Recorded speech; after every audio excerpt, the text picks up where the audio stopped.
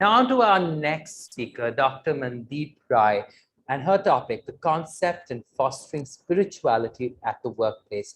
Mandeep Rai is a global authority on values, working with companies, institutions, and individuals around the world. She began a career in the private sector and then moved working with the United Nations, the European Commission, grassroots NGOs before setting up the UAE's first media venture capital fund. She also holds a PhD in global values and is the author of the book, as you can see there on your screen, The Values Compass, What 101 Countries Teach Us About Purpose, Life, and Leadership. Over to you, Dr. Mandeep Rai. Thank you. I really appreciate the introduction. I really appreciate being on in this day with you all. I loved your panel, and Harshish just blew me away just now. So it's a hard act to follow, and I'm not even going to try to follow. But it's what we experience all the time in life, that we think we have to be like great leaders or be led by great leaders. I'm just going to flip this whole conversation around and say that actually we are the leaders. So when I was listening earlier today, I was hearing about what our bosses are like, what it's like in our workplace, whether we're inspired or not to do what you love or to make what you're doing what you love. Now, I just wonder whether actually we are our own leaders and we are our own bosses. And I would say that we absolutely are, and it's in our thinking. So when you first start in an organization, it seems to matter what you know. Your IQ, your intellectual quotient, seems to be important. But I would say that as you get higher and higher into the organization, it's not about what you know anymore. There's no way that you could have all the capacity to know all the things you need to know as you progress up. So as you start working with people and get into middle management, you're then into emotional quotient, like knowing how other people are reacting, knowing how you should respond. Above that, as you get into management, you're then into like an organizational quotient, knowing how to manage up, knowing how to manage down, how to look after the situation. But let's say you're now at a global leadership level. Then kicks in your decency quotient. I would say that decency, that ability to being the type of leader that inspires you is what you want to kick into your life right now. So that means operating from a values perspective, from a values basis. Now, these are words that can feel easily said and hard to do. There are some practical ways we can just bring ourselves into alignment right here, right now, immediately. I say if there were 5 things in your life to concentrate on, and I'm going to put them in order, it would be sleep, to make sure that you're rested. Honestly, because if your brain's not functioning and your brain doesn't function without enough sleep, everything else goes out of whack. Then, as soon as you wake up, if it's possible, movement. It's not that meditation and prayer aren't important, but if your body is not circulating, if the system's not operating, then everything else is a lot more difficult. So whether that means going for a walk or whether it's going for a run or something, or yoga, there is so much scientific basis on how movement is extremely important. And then the prayer, the meditation, everything else can sit in a cleaner, clearer body. So the third would be actually watching what we eat. I'm afraid to say we all eat too much. Generally, we eat much more than we need to. We can check our portion control. If you try to eat 3/4 of what we eat right now, you'll find that actually you can manage just as well. And then even less, and you can manage even better. You have even better clarity. Then the fourth, meditation or prayer or gratitude, whatever works for you. Spirituality is not something that can be prescribed to you. It's what works for you. It's what uplifts you. And so when those other pieces are in place, you find that your body goes into alignment, and the way you're able to, whether it be breathing, whether it be any form of practice, it just works much better. And then the fifth would be vibrant dialogue. Exactly what we're doing now. It is so hard to be uplifted when you don't have the interaction and the dialogue that actually feeds our soul. So this brings me on to the journey I'm about to take you into, which is a values-based journey. So I would say, once your kind of system is in alignment, you find that you are operating at 110, 120%, which isn't even possible. Like, you make decisions with greater clarity and greater certainty.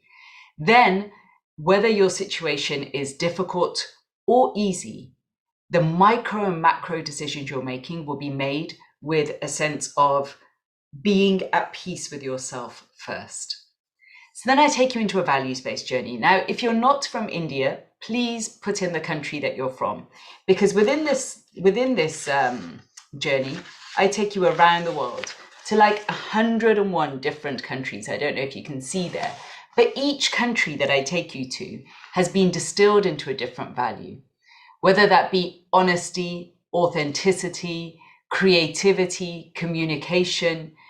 These things, what we're finding now, especially right now when the world is becoming more virtual as well as physical, is that our personal and professional life is becoming almost the same, like they're becoming intertwined.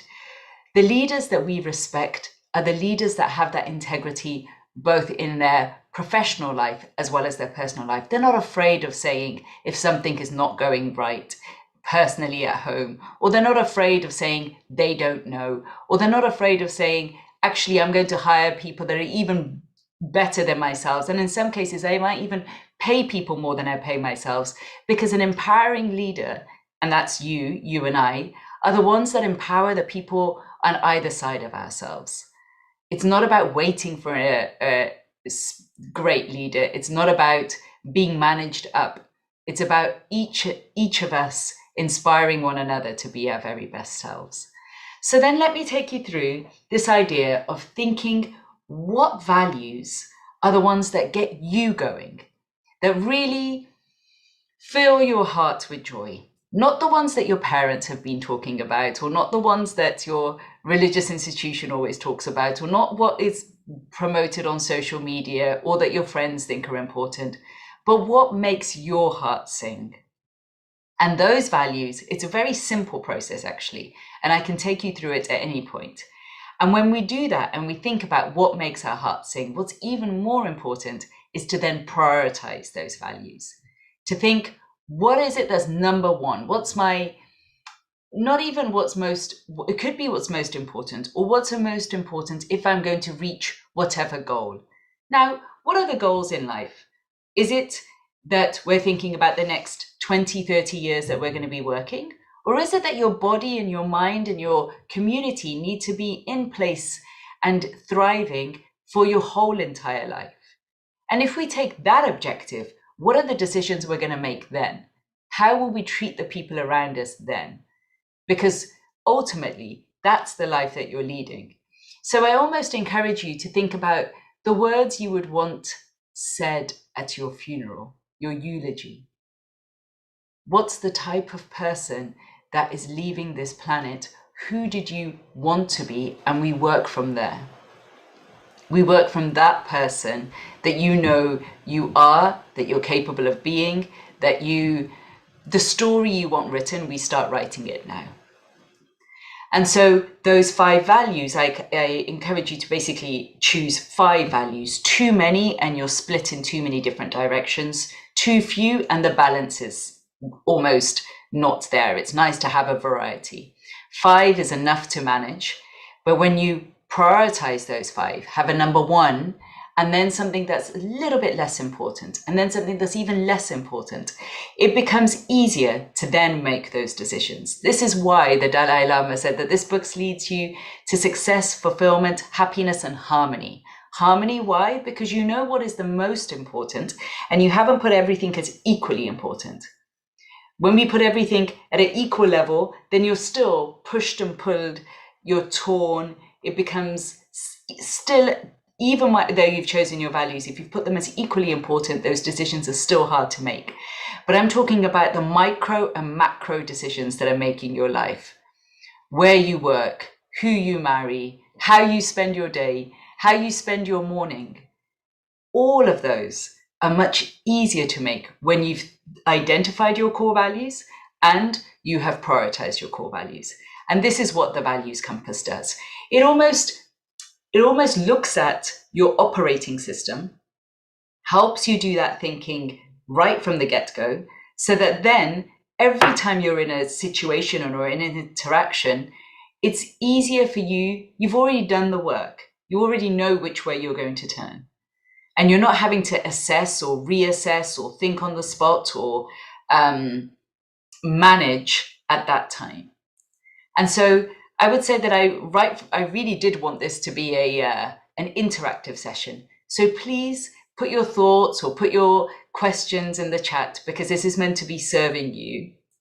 And whenever we think about what the person we want to be, one excellent way of doing this is to think, who do I admire? Who are my heroes? They don't have to be far away. They can be people. It could be your parents. It could be someone in history. It could be someone, someone you've never met or someone, but the guarantee that the values that they have are the values that you admire too, the values that you think are important. And the leaders that we have don't have to be the leaders that we're working directly above us. They can be, you choose your kind of core team that is either your advisory team or the people that you look up to and that are guiding you. And those are the principles that you're going to use. Those are the values that you're going to use in your day-to-day. So I just want to do a quick time check and see whether at this point, am I meant to be taking questions or am I meant to, would you like me to continue? I just want to check. It'd be lovely to continue, because I think it's very interesting that everyone here, then how you take forward the idea of the eulogy and of course, distilling the 5 values you talk about. Okay, so I'm going to say that firstly, I'm just going to describe how these values come about. So when I looked at each of these countries, let's say I look at Japan, and I see the way respect permeates every part of Japanese society. All the way in India, I'm not surprised that I'm here with the India Leadership Academy speaking about spirituality, because faith and spirituality, just like respect in Japan, faith and spirituality permeate every part of Indian society. And so when you think about your values, you can see parts of the world that embody those values really to a whole nother level. And you can see is how would it be if I bring that level of respect into my life? Or how would it be if I bring that level of spirituality or honesty or health or excellence?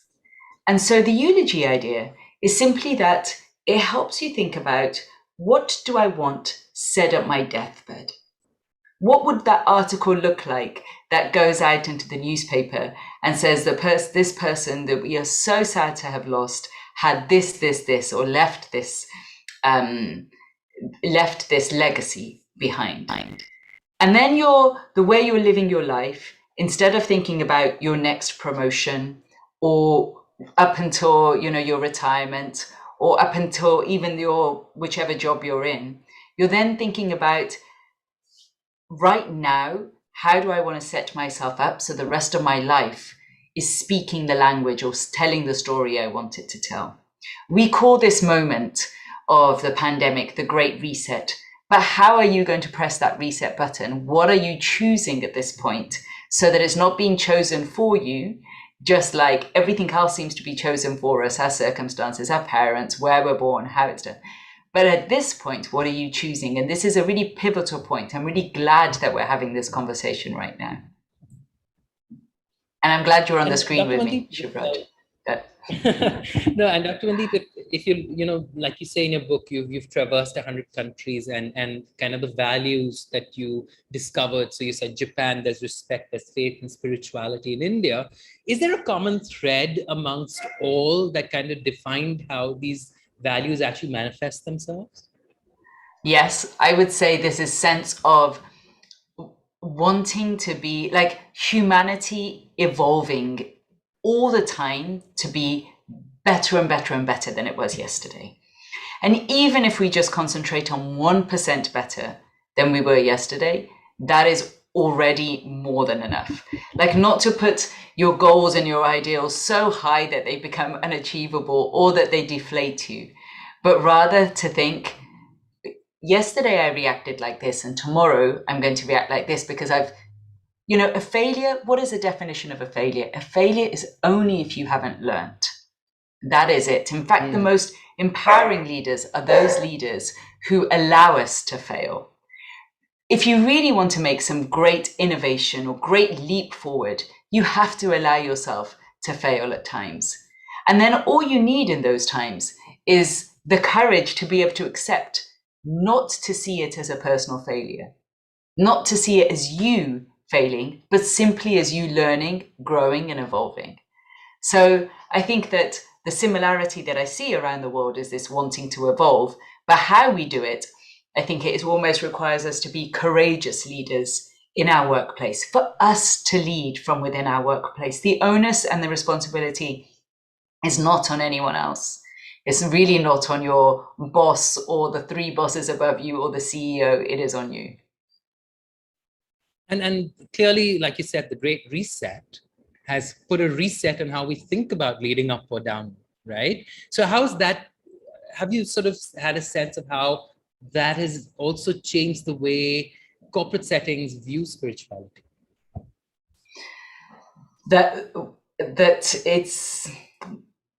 I think corporate settings, normally the word spirituality is not really used in corporate settings.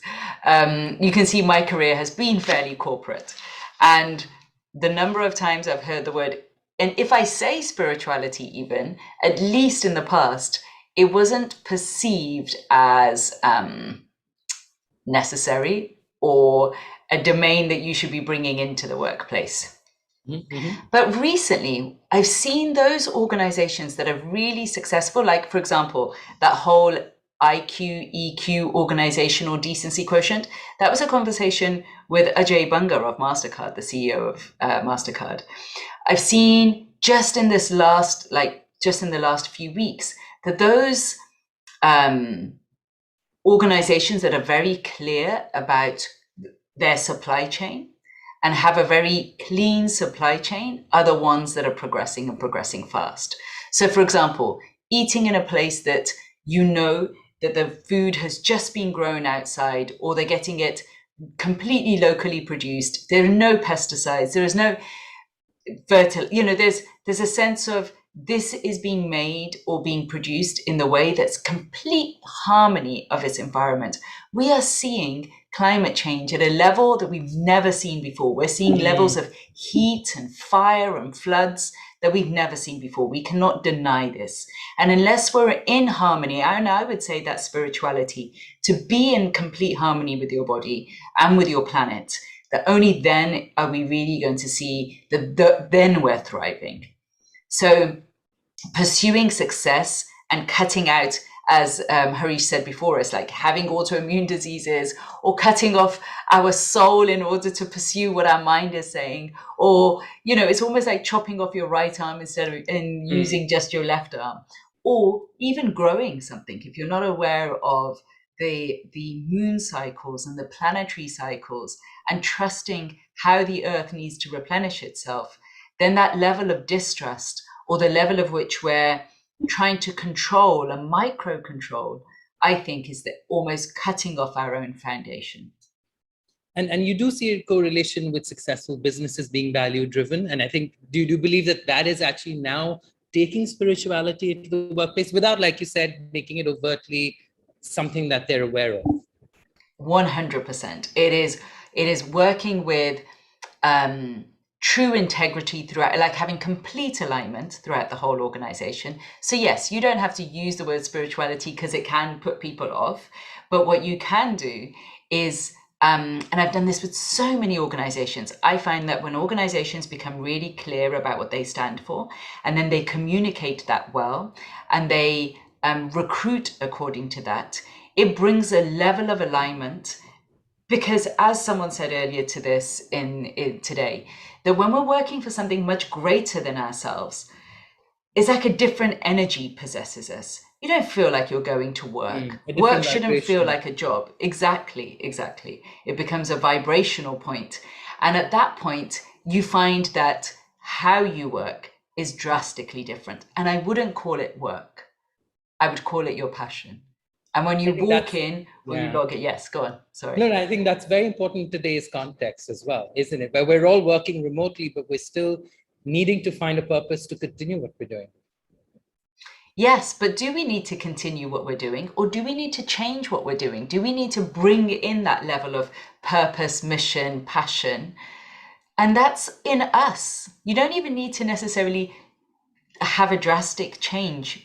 The change in your mindset is all you need, and all the other things would just fall into place. And your world would change instantly. It isn't even some big decision that has to create the change. You making your mindset change will change everything else. And that's what I mean about the values. It's like sometimes people can feel like, well, how do I make this mindset change? Or where do I start? Or which direction do I go in?